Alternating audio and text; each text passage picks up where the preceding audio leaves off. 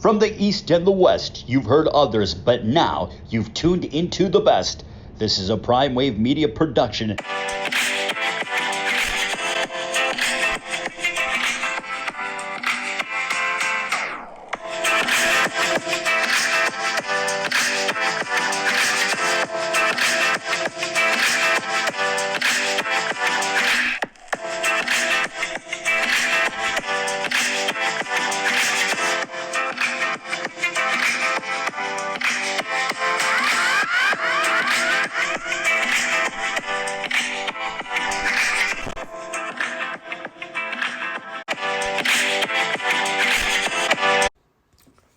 What's up? What's up? What's up? It is that time for the premier sports betting show with the one and only Pop DiBiase, the primetime capper, and this is the Primetime Angles Live on IG. Boy, oh boy, we got a great day of basketball ahead of us as well, too. If you guys need a play in the next 10 minutes for the first game out in Maui, I would say take Stanford. I like the way that they played yesterday. I think that what happened with them was just coincidence. Pretty much it is what it is at the end of the day. North Carolina was far superior when it comes to talent-wise because it looks like North Carolina once again is going 10-12 deep this season, and they're going to be a very, very strong candidate to make it to the Final Four once again as well, too, because they got one of the best coaches to ever walk the sidelines as well. I know a lot of people feel Roy Williams is overrated and all that good stuff, but you can't win the national title every single season in college basketball. Everybody, you can't be John Wooden, you know what I mean? Because John Wooden had a little bit of a different motivation for his players than a lot of these new coaches have. A lot of these new coaches, they chase the All-Americans, all that good stuff. They don't build teams with real chemistry. They don't go get the speedy point guard that they need or the actual really good small forward that they need. They want quantity of what they feel is big talent. And at the end of the day, I feel like, pretty much the college game is the fun game. And so that's why that's why it goes the way it goes. If you guys tell me yesterday with Michigan State, we cast that bad boy out yesterday as well, too. Kansas, man, I needed y'all to score 73 last night, but they made a great comeback last night, even though they didn't cover. But I just said money line that anyway. So pretty much it is what it is. Let's go ahead and jump into the Big 12 bets list. Big 12 over 51, Texas and K-State coming up this week. It looks like we got a full schedule finally in this conference as well, too. So we're going over 51 with K-State. And there it is, man. I feel like we can go ahead and make some money right here. So over 51, Texas, K-State. Folks, I see you, bro. It's just that it's going to be hard for me to tape, for me to actually go ahead and save the video if I go ahead and do a live with you, okay? But we'll do it one of these days, though, man. Plus 27 on Kansas, and pretty much I do like this one right here because Texas Tech will probably think that they have an easy game, and Texas Tech is not good enough to think like that. So I'm taking plus 27 on Kansas here. Also taking OK State in this spot. OK State should be good to go against TCU. I don't know if Chuba Hubbard's going to be playing, but if he does play, that should put them over the top. But Oklahoma State's been playing good football against all the middle teams here in the conference. So I ain't scared. I'm going to go ahead and jump all in that. So give me OK State minus 135. You got Iowa State playing in a very pivotal game for them at this point. They are number 9 in the nation, and pretty much I would say this will be able to bolster them to a bigger bowl game if they're able to play in a bowl game, because a lot of the bowl games are about to be non-existent this year. The Sun Bowl committee already said that they won't be doing a bowl game this season. So pretty much we have to see what it's going to look like. To me, it's going to probably have to come down to a quick 18 playoff as well. They're going to have to find one stadium where they can just go ahead and bubble it up and go from there. But, Iowa State is a long shot on making the CFP, but we'll see how it goes. We have the over 62 Baylor, Oklahoma. We all know Oklahoma's out of it after losing those 2 straight games early in the season. So pretty much this should be an over 62 game. Baylor's given up a lot of points this year. And Oklahoma's always willing, it's always ready and willing to put 70 on the board. So that's where we're going here. Big 12 bets list. Let's see how it goes. Let's see how it shakes out. So pretty much we move on and we have ourselves the Mountain West Bets List. This plus 11.5 is going to be this Utah State. And It's so funny when you get a new client, they just think that, pretty much, why would I be having a show giving out exclusive bets? Bets list, baby. Single what you like or fade what you hate. You know what I mean? Plus 11.5, Utah State. I like them. I think Utah State's going to be able to do some damage here. They're in a good spot because the team that they're playing does not deserve to be an 11-point favorite in this spot. So pretty much that's where we're going here. We're going to move forward, and we have the under 60.5, Boise State, UNLV. This should be a good one as well, too. It's just because UNLV doesn't score a lot of points, and they seem like they haven't been giving up a lot of points either, 40, 50, things of that nature, not 70 or 80. So I think that what happens here is that Boise State might just go ahead and shut them out 40-0, but you never know with UNLV. Sometimes they pick and choose when to show up. So we'll see how it goes. Hopefully, pretty much they can have a good night at the party and they want to come out and play the next day. All right, so we got the pick come with the San Jose game down in Hawaii. I think this is going to be a good one as well, too. This one should work out for us because, San Jose State's had some time off, and they're having one of their better seasons right now as well, too. So, while we roll the dice, I know we got big money last weekend on Hawaii with the plus 215 with them beating Nevada. So, pretty much we go over there. We go back to Hawaii this weekend. We go with the opposite side because, I feel like there's going to be a big letdown here because they probably think it's the same old San Jose State. Then we have San Diego State. They have themselves I think that they should be able to cover this game. We should win this game by 10 or better. They're playing against Colorado State, a team that's pretty much struggled all season. They did cash us out, though, one of these weeks when we had them in the Wyoming game. So, I do thank them for that. But other than that, I think that we'll be in a good spot here with the plus 7 on Fresno State. Let's see how it shakes out. Then we got the over 52, Wyoming, New Mexico. And I think this one should be a good one here as well, too. But I truly do think that it does go over. I think Wyoming's going to have themselves a game where they score a lot of points. And, New Mexico can throw some points on the board as well, too. So there it is. That's the Mountain West Conference Bets List. And we move forward to the Pac-12 West Side. And then we have Stanford going against Washington this weekend. I think that this is going to wind up being a pretty good game. And Stanford has had Washington's number over the last few years as well, too. So I think Stanford can come in here and cover the 11.5 pretty easily as well, too.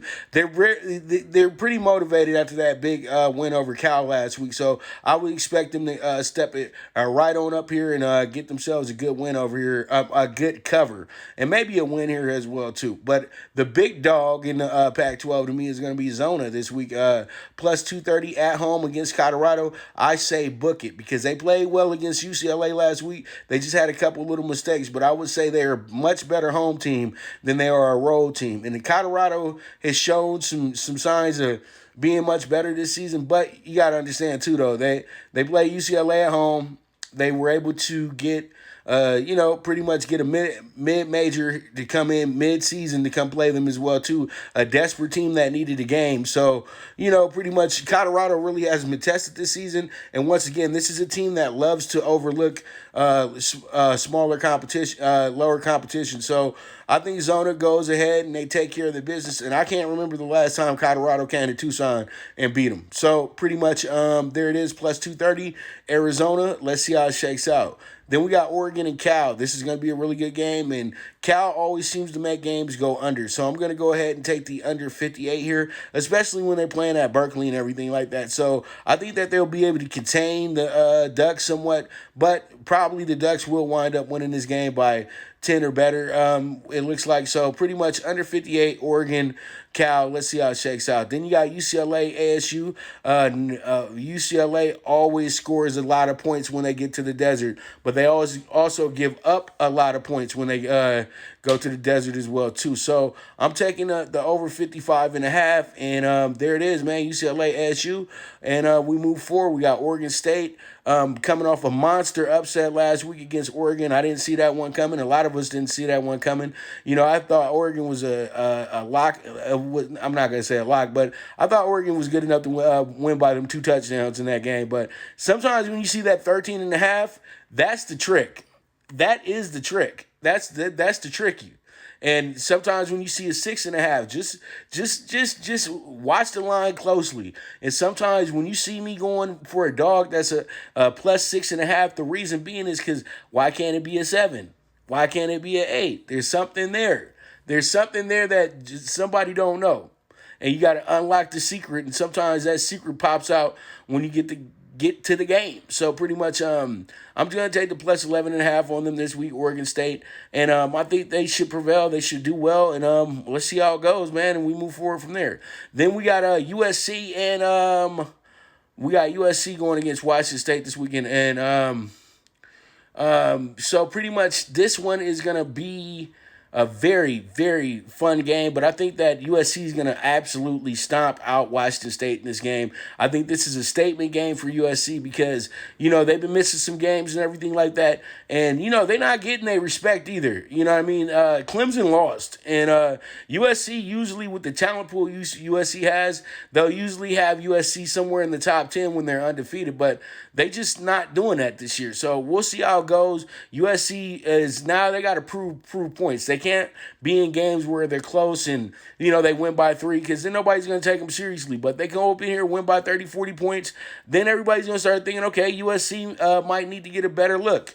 All right, so we move on and we have ourselves the CBB Bets List. I know you guys was waiting on this one, and we're hitting at 70%. We hit at 70% 3 days out the 5 days that we had this. So right now we're 29, 20, and 1 to start the season off with the CBB Bets List, and this ain't even the half, bro. Watch when we get to conference play, and I throw out these smaller conferences for you guys with big dogs and all that good stuff. If you've been following me for years, you know why they call me the CBB Guru, and then you guys are going to find out why they call me the CBB Guru.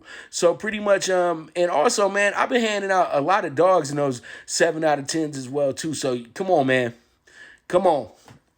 Nobody does it better, and I'm not trying to be cocky or anything of that nature. It's just I go way harder. That's it, and that's all. So plus 14.5, Army is cruising 3-0, going against a team that has not played a game all season. In Florida, Florida's going to be a little rusty. They'll probably wind up winning the game, but Army's going to make this tough on them. So I think Army loses by 10 or less. So let's see how it shakes out. We move forward. We got LaSalle going against Howard, who has somewhat of a look because they have Maker, but Maker's not playing, and I think that he kind of duped that program a little bit as well, too. In my opinion, because he just wanted to go to that school so he could walk to the NBA without the coach trying to hold you back. I seen Maker play in high school. I wasn't impressed. Everybody can't be Kevin Durant, all right? Everybody can't be Giannis, all right?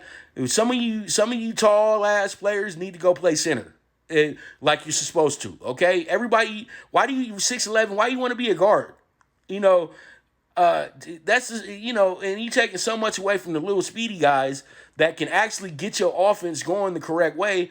And pretty much this is where teams get blown out at. This is where teams have issues at when they got these long-ass, tall-ass players sitting up there trying to do everything.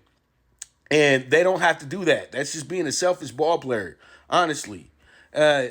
So I'm taking LaSalle today. I think LaSalle, just simply because they're an A-10 team and they have good talent on LaSalle. LaSalle is going to be a tricky team when we get to conference play. So be ready for that. I think LaSalle wins this game by 10 or better. Okay, UNC Texas, big matchup here today. This one was a toughie. I almost sat out of it, but I think UNC is a team that can really, really move the needle. I think that they are a team that is a possible Final Four team, and it seems like it would be kind of an easy run for UNC this year. They have a lot of upperclassmen. They got a lot of length as well, too. And, regardless of what they say, Roy Williams doing the damn thing. He don't need 25 All-Americans on that team. It's North Carolina. It speaks for itself. It's Jordan School. Come on, dog. You're going to bring in the players that fit your system, and that's exactly what UNC's done. That's why they won 2 national championships in the last 5 years. So UNC today, I think they hold the edge in this one, even though Texas does loom the danger because they got a lot of good players on that side as well, too. Then you got Penn State today. I love Penn State today. So pretty much I think Penn State will take care of their business. They're going against VCU, but Penn State, sharp shooting team. And you know what? They damaged that team last season. That was going to be a big year for Penn State for the tournament. It was one of their best seasons in a long time in basketball. And you know what? I think they want to right that wrong. So I'm going to take Penn State with the -4.5. And it's early in the season, but you know what? They got to get these games out the way. And VCU's a good team for them to have on the resume as well, too. Then I got Montana State going against Pacific tonight. Pacific has been back and forth. So, guys, let's hope that they get a game in tonight because Pacific, they messed us up the other day. I had Fresno State as a client play, and the game didn't go on. The game was postponed. So, pretty much, let's hope this game goes on because we're having a lot of little funny things happening in the state of California where the events are supposed to go on and they're trying to pull it 5 minutes before the event goes off. So pretty much +5 Montana State, but I would say that's a pending bet because who they're playing. And then we have Morehead State going against Ohio State. I'm going to just go with the angle that Ohio State it's just tough for them to cover in games. I think Ohio State can wind up winning the game by 16, but I think Morehead State's going to do enough to not get blown out today. All right, so, not get blown out that badly today. Then we got St. John's +100. I love St. John's today. I know BYU's a tough sharpshooting team, but St. John's got this kid, number 15. I had his name memorized, but look him up. Number 15 on St. John's. He's a transfer. He's going to be their best player this season. He was killing it the other night against St. Peter's, and he hit the big three that put them in position to actually win that game the other night as well, too. I expect big things coming from my man, and I think that he'll have a huge game tonight against BYU. So be on the lookout for number 15. I'm going to go look his name up in a minute, and I'll go ahead and I'll tweet it out. But you guys, be on the lookout for this kid because I think that he's good enough for the NBA as well, too. So we'll see how it goes. St. John's, even money. All right, we move on. We got Hartford. Hartford blew away yesterday, but they got themselves a way better game today. They're going against Fairfield. You know, Fairfield, Vince Cole. Thank you, Thom. Thank you. Thom, when we go to the big show soon, I'm going to have to hire you as the stat boy. Yeah, so pretty much that's how Homeboy got his job on Partner Interruption. He used to be the stat boy for Max Kellerman. So, yeah, man, Thom, you good, baby. Thom, you are now the official stat guy for the Primetime Angles Live, man. So when I need that, Thom, you go get me that answer. But, yeah, y'all watch out for Vince Cole. Hartford, though, this is a mistake because Fairfield's not good at all. Seriously, Fairfield's a middling team in the Metro, and I would say that the conference that Hartford plays in the Northeast is much better. Or Northeast, American East, I got to look it up. But still, I would say that their conference is a bit better. And Hartford, come on, they played Villanova last night. Got smoked by Villanova. Do you think that they're going to get smoked today by Fairfield? Hell nah. Come on, Hartford. Let's go ahead and see how this goes. +155. Let's get the money.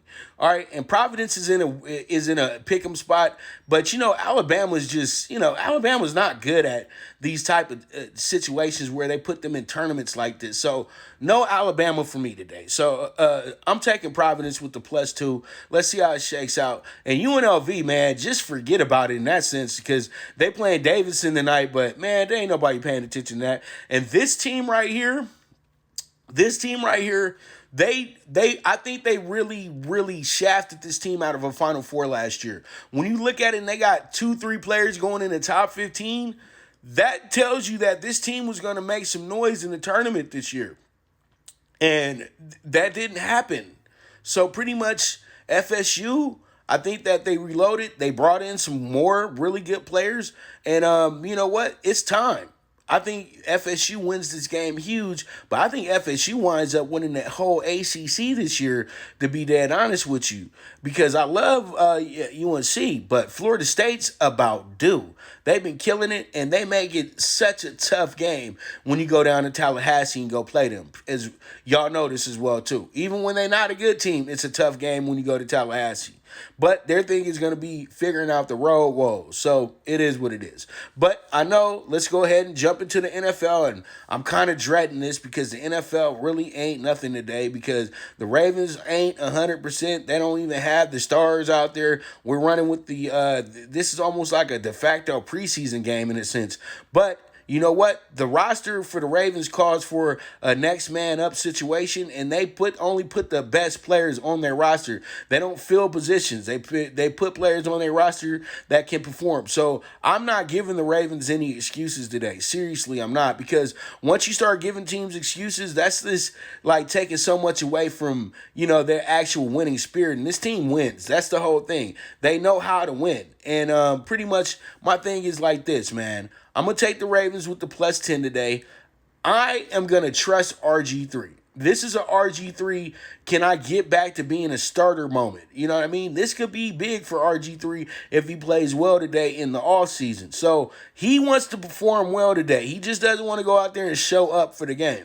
So it's not like he's losing that much without Lamar. You got RG3, who was Lamar before Lamar, literally in the league. So pretty much this will be a game where they're going to make the Steelers work a little bit. But still, I like the +10 on the Ravens because I think that the Steelers are going to be a monster overbet today. So let's see how it shakes out. +10 Ravens. Let's go. Let's see how they finish, and we'll go from there.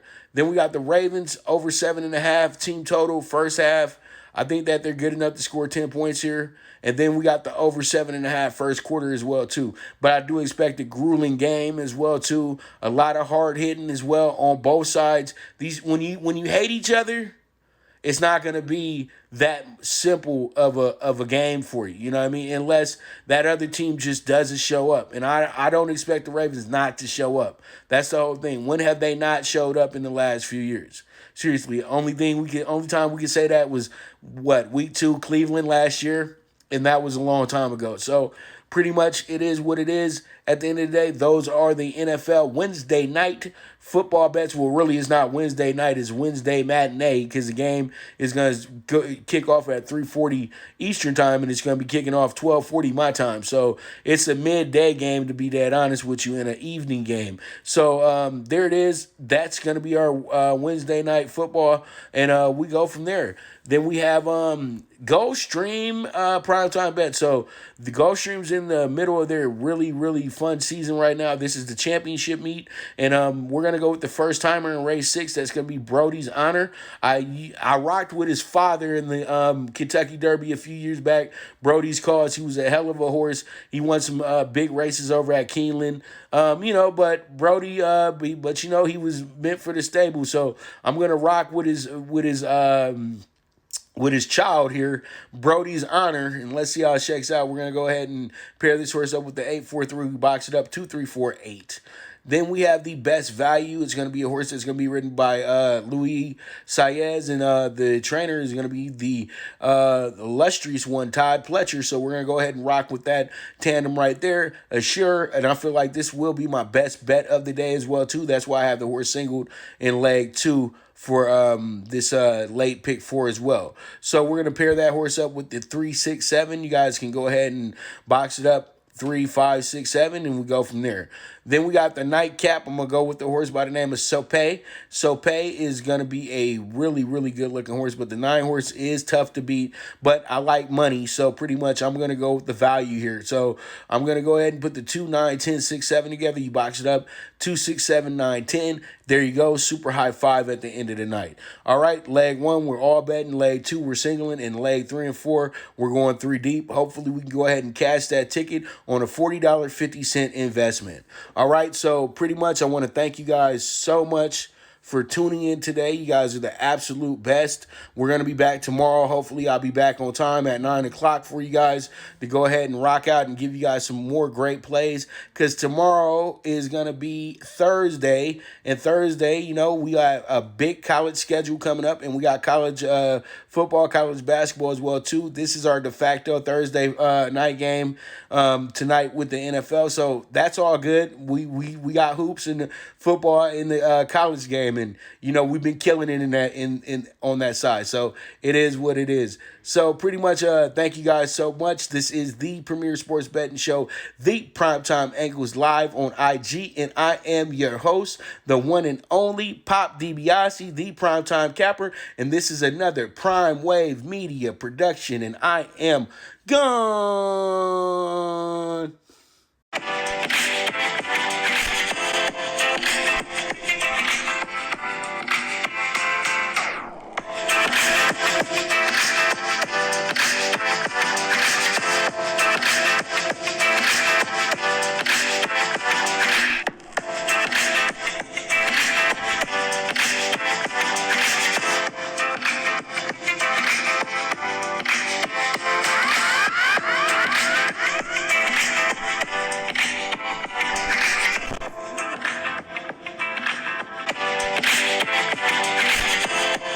Thank you for tuning into the Primetime Angles, the premier sports betting show, hosted by the one and only Pop DiBiase, the Primetime Capper. This is a PrimeWave Media production, and go ahead and press that subscribe button.